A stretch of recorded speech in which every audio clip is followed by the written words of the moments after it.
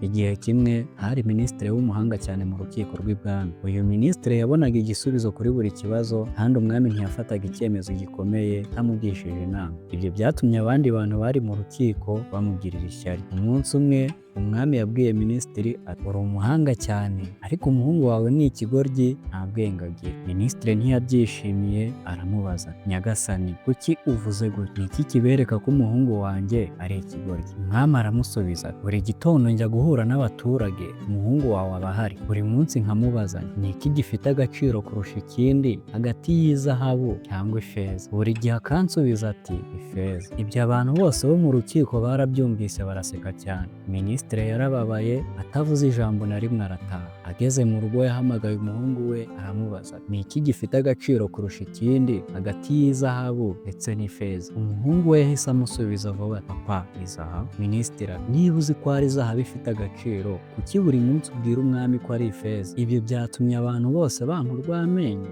Umuhungu yahise ajyana se mu cyumba cye afungura agasanduku kari kuzuyemo ibiceri by'ifeza. Minisitiri aratangara aramubaza ibi biceri byose by'ifeza wabikuye he? Umuhungu aramusubiza ati papa buri munsi umwami aza ku isoko guhura n'abantu, buri gihe azana ibiceri bibiri, kimwe cya zahabu n'ikindi cy'ifeza, akambwira ngo ni imitemo igifite agaciro, njye mpitamo icy'ifeza. Umwami agaseka akagenda. Umunsi nzahitamo icy'izahabu nibwo bizaba birangiye, ntazongera kumbaza kandi sinzongera kubona igiceri cy'ifeza cya buri munsi. Umwami arishima iyo mubwiye ko ifeza ifite agaciro kurusha izahabu, agaseka akagenda. Sinshaka gutakaza ifeza ya buri munsi kubera zahabu imwe. Minisitiri amaze kumva ibyo yarishimye cyane, asanga umuhungu we afite ubwenge bitari buri muntu wese wabyumva. Kuva ubu igihe cyose umuntu wabwiraga minisitiri ko umuhungu we ari ikigoryi asigara agaseka akigendera. Hari abantu bakora akantu gato bakakavuga cyane mu gihe abandi bakora ibikomeye